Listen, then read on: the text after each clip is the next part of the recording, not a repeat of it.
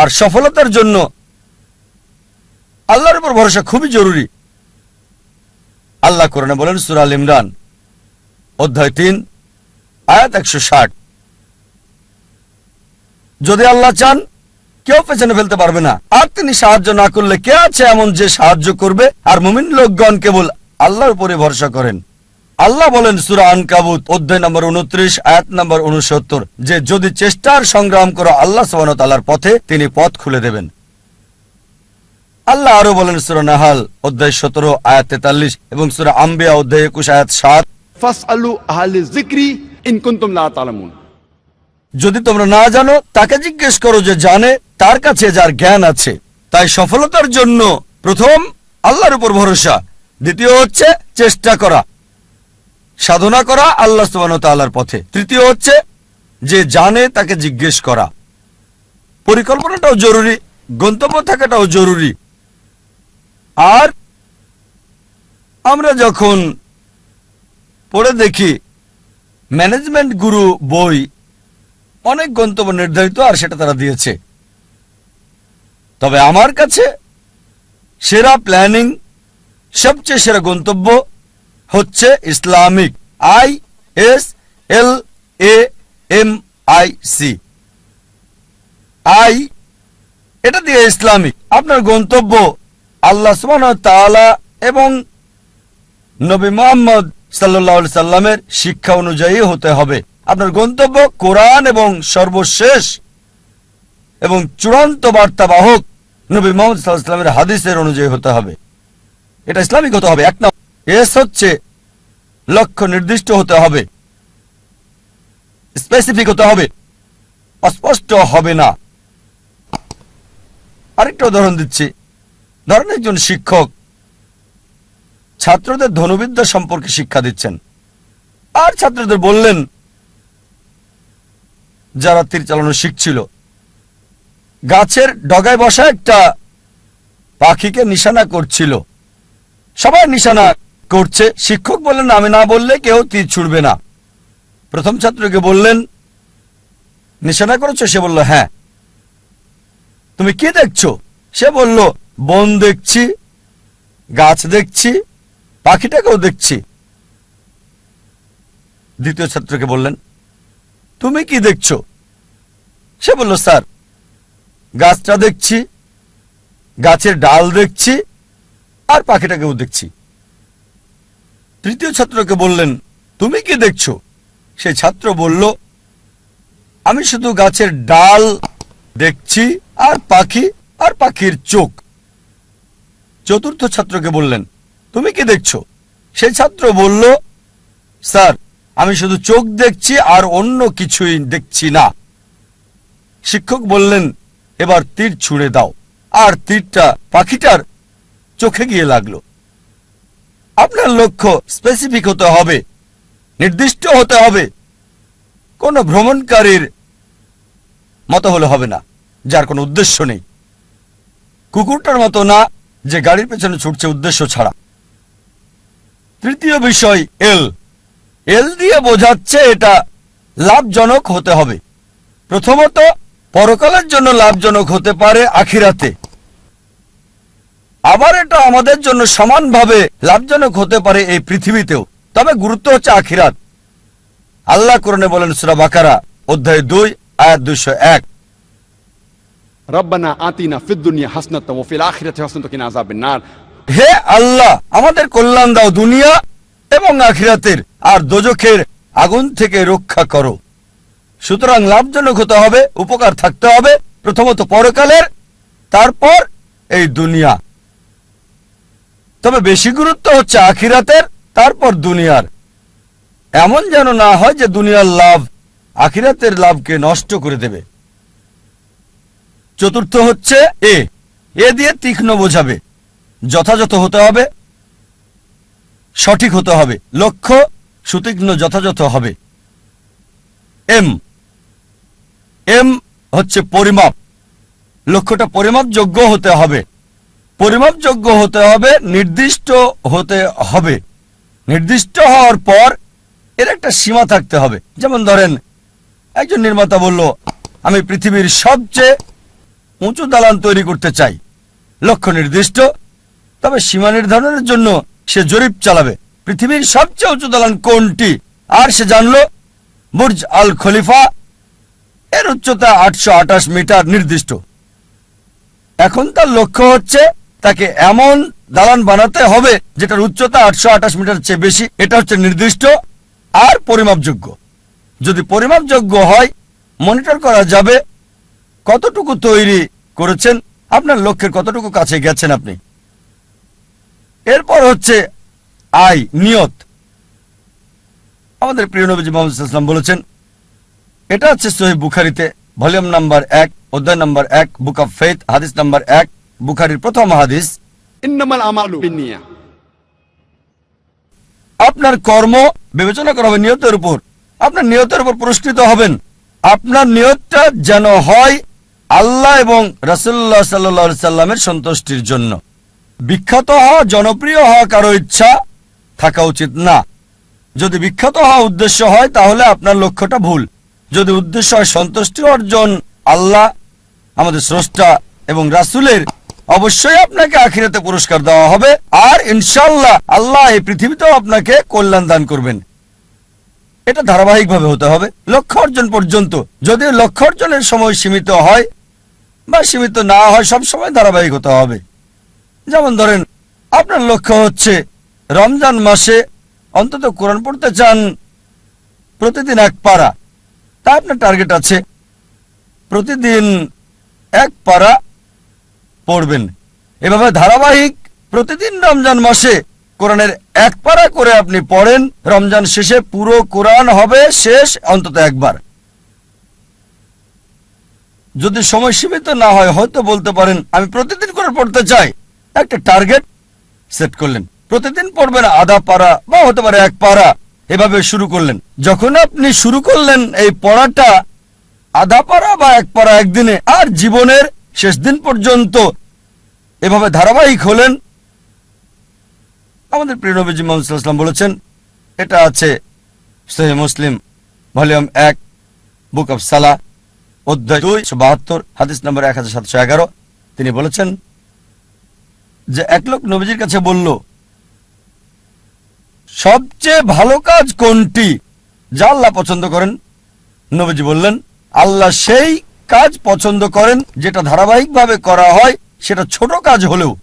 একবারে অনেক কাজ করাচ্ছে ধারাবাহিকভাবে কম করাটা ভালো। তাই যে কাজটা নিয়মিত করা হয় সেই কাজটা একবারে অনেকগুলো কাজ করাচ্ছে বেশি ভালো। তাই লক্ষ্যটা হতে হবে ইসলামিক। প্রথমটা ইসলামিক, দ্বিতীয়টা সুনির্দিষ্ট প্রাসঙ্গিক, তৃতীয় লাভজনক কল্যাণকর, চতুর্থ তীক্ষ্ণ যথাযথ, পঞ্চম পরিমাপযোগ্য যা মনিটর করা যাবে, ষষ্ঠ হচ্ছে নিয়ত আল্লাহর সন্তুষ্টির জন্য হতে হবে, সপ্তম ধারাবাহিক হতে হবে। আরেকটা উদাহরণ দিচ্ছি। আমরা অনেকে উইলমা রুডলফের ইতিহাস জানি। উইলমা রুডলফ একজন মেয়ে যে শৈশব থেকেই ভয়ানক রোগ পোলিওতে আক্রান্ত ছিল, আর ডাক্তার তার পায়ে ব্রেস লাগিয়ে রাখত।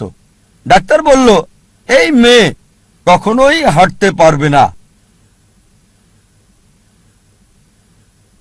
তার মা তাকে উৎসাহ দিত আর বলতো, উইলমা তুমি যা করতে চাও তাই তুমি করতে পারো। এভাবে মা মেয়েকে উৎসাহ দিত। উইলমার বয়স যখন 9, তখন পায়ের ব্রেস খুলে ফেলে সে পৃথিবীর দ্রুততম মানবী হতে চায়। এটা ছিল তার ইচ্ছা, ছিল তার লক্ষ্য। 9 বছর বয়সে ব্রেস খুলে ফেলার পর 13 বছর বয়সে জীবনের প্রথমবারের মতো দৌড়ে অংশগ্রহণ করল সে, এবং পরাজিত, সবার শেষ অবস্থান। তবে তারপরও সে ধারাবাহিক চেষ্টা চালিয়ে যাচ্ছে, হেরে যাচ্ছে, আবার চেষ্টা করছে। একসময় অলিম্পিকে খেলার যোগ্যতা সে অর্জন করেছে। এটা বাস্তব গল্প, কোনো বানানো গল্প না, মনোরঞ্জনের গল্প না। যখন অলিম্পিকে খেলতে আসলো 1960 সালের অলিম্পিকে মহিলাদের 100 মিটার দৌড়ে সে প্রথম হয়েছিল, স্বর্ণপদক পেল। 200 মিটার দৌড়েও মহিলাদের মধ্যে স্বর্ণপদক পেল। সে 400 মিটার দৌড়েও স্বর্ণপদকটা জয় করে নিল। 100 গুণ 4 মহিলাদের মধ্যে 1960 সালের অলিম্পিকে সে 3টি সোনা জিতেছিল এবং ইতিহাস রচনা করেছিল। একজন প্যারালাইজড, একজন অচল মহিলা, পোলিও আক্রান্ত, সে পৃথিবীর দ্রুততম মানবী হল 1960 সালের জন্য। আমরা দেখলাম যে উইলমা লক্ষ্য স্থির করেছে। আর যদি ম্যানেজমেন্ট গ্রুপ বই পড়েন, এই বিষয়গুলো তাতে আছে। স্মার্ট গোল বইয়ে আছে, বিস্তারিত আমি বলছি না। তবে চলুন দেখি সে কতটুকু মূল টার্গেট পূর্ণ করেছে ইসলামিক ভাবে। প্রথম হচ্ছে লক্ষ্যটাকে ইসলামিক ছিল, লক্ষ্যটাকে কোরআন সুন্নাহ অনুযায়ী ছিল। তার ব্যক্তিগত জীবন জানি না, তবে এটা জানি সে মুসলিম না। স্রষ্টার জন্য করেছিল কিনা সেটাও জানি না। দ্বিতীয় হচ্ছে লক্ষ্যটাকে নির্দিষ্ট, হ্যাঁ নির্দিষ্ট। সে পৃথিবীর দ্রুততম মানবী হতে চেয়েছে। এটা লাভজনক, কল্যাণকর, হ্যাঁ এই পৃথিবীর জন্য লাভজনক। সুনাম পেয়েছে, সম্মান পেয়েছে। তবে আখিরাতের ব্যাপারে আল্লাহ জানেন, আমি জানি না। আখিরাতে এই অলিম্পিক জয়ের সোনা কোনো কাজে আসবে কিনা। যদি না তা করা হয় আল্লাহ সুবহানাহু ওয়া তাআলার সন্তুষ্টির জন্য। এটা কি সুতীক্ষ্ণ এবং যথাযথ ছিল? হ্যাঁ ছিল। এটা পরিমাপযোগ্য ছিল কি? হ্যাঁ। সে জানতো কে বিশ্বের দ্রুততম মানবী। সময়টা হয়তো 9 সেকেন্ড, 10 সেকেন্ড বা 11 সেকেন্ড ছিল, পরিমাপযোগ্য ছিল। আর সে চর্চা করলো, লক্ষ্য অর্জন করলো। তারপর নিয়তটা কি ছিল? সুনাম অর্জন করা। অবশ্যই তা পেয়েছে। আল্লাহকে খুশি করা উদ্দেশ্য ছিল কিনা আমার সন্দেহ। তারপর ধারাবাহিকতা ছিল, হ্যাঁ ধারাবাহিক ছিল, নিয়মিত চর্চা করেছে। যদিও হেরেছে অনেকবার, জয় করল পৃথিবীর দ্রুততম মানবী। আপনাদের আরেকটা উদাহরণ দিচ্ছি লক্ষ্য নির্ধারণের। ভিন্নতা দেখে একজন মানুষের উদাহরণটা বলছি আপনাদের। একজন মানুষ যার সম্বল ছিল সামান্য, কিন্তু তিনি লক্ষ্যের চূড়ায় পৌঁছেছেন। যে মানুষ, যে ব্যক্তিটি আমার জীবনকে বদলে দিয়েছেন, শরীরের ডাক্তার থেকে আত্মার ডাক্তার করেছেন, আমি নিশ্চিত আপনারা তাকে চেনেন। তিনি হচ্ছেন শেখ আহমেদ দিদাত। চলুন তার লক্ষ্য নির্ধারণ দেখি। শেখ আহমেদ দিদাত, যদি আপনারা তার জীবনী পড়েন তাহলে দেখবেন যে পড়ালেখা করেছেন 6ষ্ঠ শ্রেণী পর্যন্ত মাত্র। তার কারণ ছিল সাংসারিক অভাব। বাধ্য হয়ে পড়ালেখা ছেড়ে দেন তিনি। 6ষ্ঠ শ্রেণী পাশ করার পর লেখাপড়া ছাড়তে বাধ্য হলেন। সামান্য সম্বল নিয়ে নিজের দেশ ভারত জন্মস্থান ছেড়ে চলে গেলেন দক্ষিণ আফ্রিকায়। তিনি কাজ করতেন সেলসম্যানের, ফার্নিচারের দোকানে দোকানে, ড্রাইভিংও করেছেন তিনি ইত্যাদি। আর দক্ষিণ আফ্রিকায় থাকাকালীন তিনি নিয়মিত খ্রিস্টান মিশনারিদের বিড়ম্বনা শিকার হতেন, যারা বলতো ইসলাম একটা অনুপযোগী ধর্ম, নির্দয় ধর্ম। তারা ইসলামকে আক্রমণ করত। আর যেহেতু হ্যারাসমেন্টের শিকার, তার মনে একটা ইচ্ছা আসলো, ইসলামের বিরুদ্ধে সব অভিযোগের আমি উত্তর দিতে চাই সেই সব খ্রিস্টান মিশনারিদের। এই খ্রিস্টান মিশনারিদের ইসলামের বিরুদ্ধে বলার উপযুক্ত জবাব দিতে চাই। চিন্তা করেন, 6ষ্ঠ শ্রেণী পর্যন্ত পড়া একজন মানুষ। তবে অবশ্যই আল্লাহর উপর ভরসা ছিল। তিনি চেষ্টা করেছেন। একটা বই তাকে বেশ নাড়া দিয়েছিল, ঘরের মধ্যে ময়লা জমে থাকা একটা বই। এই বইটা তাকে নাড়া দিয়েছে, যেটার নাম ইজারুল হক, সত্যের প্রকাশ, লেখক মাওলানা রহমতুল্লাহ কিরানবী। আর ওই বইয়ে লক্ষ্যের নির্দেশনা পান, এভাবে শুরু করেছিলেন। আর 40 বছর ধরে সংগ্রাম করেছেন। তিনি চ্যালেঞ্জ করেছেন খ্রিস্টান ধর্মের রথী মহারথীদের। চিন্তা করেন, 6 পাস একজন মানুষ 40 বছর সংগ্রাম করেছেন, পৃথিবীর সেরা খ্রিস্টানদের সাথে চ্যালেঞ্জ করেছেন। এমন একটা ঘটনা 1986 সালে তিনি বিতর্ক করেছিলেন পাদ্রী জিমি সোয়াগাটের সাথে। আর 80-র দশকে এই জেমি সোয়াগাট ছিল 1 নাম্বার, সবচেয়ে ক্ষমতাধর, সবচেয়ে বিখ্যাত খ্রিস্টান টিভি বিতার্কিক। তার বিতর্কের কয়েক সপ্তাহ আগে শেখ দিদাতের এক ভক্ত বলল, শেখ আহমেদ দিদাত, আমি আপনার ভক্ত, আপনাকে একটা উপদেশ দিচ্ছি।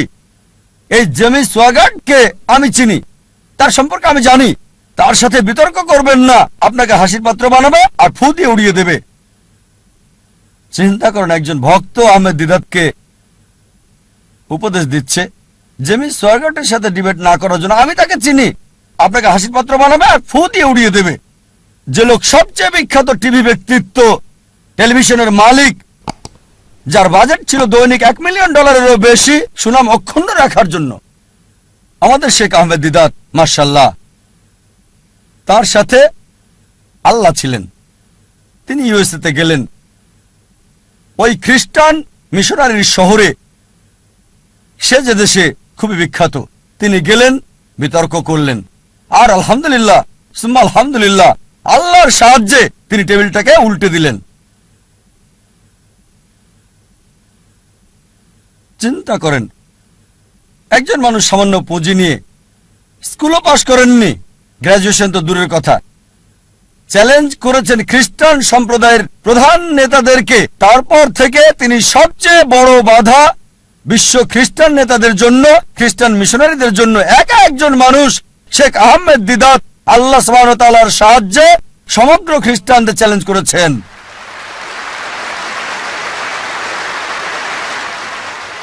এবার তার লক্ষ্য নির্ধারণ দেখি। 1 নাম্বার হচ্ছে ইসলামিক। প্রথমে এটা কি ইসলামিক ছিল? কোরআন এবং সহিহ হাদিস মোতাবেক এটা কি আল্লাহ এবং রাসূলের জন্য ছিল? স্বাভাবিকভাবে হ্যাঁ ছিল। এ কারণেই তিনি লক্ষ্য অর্জন করেছিলেন। দ্বিতীয় হচ্ছে, এটা কি নির্দিষ্ট ছিল? হ্যাঁ, তার লক্ষ্য নির্দিষ্ট ছিল। আমি ইসলামের বিরুদ্ধে অভিযোগের উত্তর দিতে চাই, এটা ছিল নির্দিষ্ট। যথাযথ জবাব দিতে চাই, অমুসলিমদের মন থেকে ইসলাম সম্পর্কে ভুল ধারণাটা সরাতে চাই আমি। তৃতীয় বিষয় হচ্ছে, এটা কি লাভজনক ছিল, কল্যাণকর ছিল? তিনি আখিরাতের লাভ চেয়েছেন, আর ইনশাল্লাহ ইনশাল্লাহ আল্লাহ তাকে জান্নাত দেবেন ইনশাল্লাহ। কিন্তু আখিরাতের কল্যাণের পাশাপাশি দুনিয়াতেও সম্মান পেয়েছেন। দেখেন, 6ষ্ঠ শ্রেণী পাস একজন মানুষ 1986 সালে মুসলিম বিশ্বের নোবেল পেলেন মানবতার সেবায়, বাদশাহ ফয়সাল পুরস্কার তাকে দেওয়া হয়েছিল। 6ষ্ঠ শ্রেণী পাস লোক,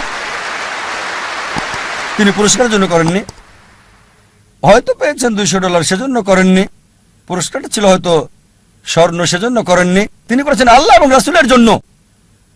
আল্লাহ আখিরাতে পুরস্কার দেবেন, এই দুনিয়াতেও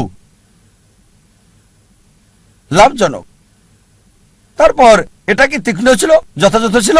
খুবই তীক্ষ্ণ, যথাযথ সময়ে তার কৌশল সবকিছু যথাযথ ছিল। যখন খ্রিস্টান মিশনারিরা মুসলিমদের বদনাম করত, আমাদের অবস্থান ছিল যখন একেবারে নিচে। এই মানুষ শেখ আহমেদ দিদাত হাজার হাজার তরুণকে অনুপ্রাণিত করেছিলেন, এবং আমাকেও। অন্তত আমরা মাথা উঁচু করে দাঁড়াতে পারি ভালোভাবে। তারপর এটা কি পরিমাপযোগ্য? হ্যাঁ। তিনি কি করলেন?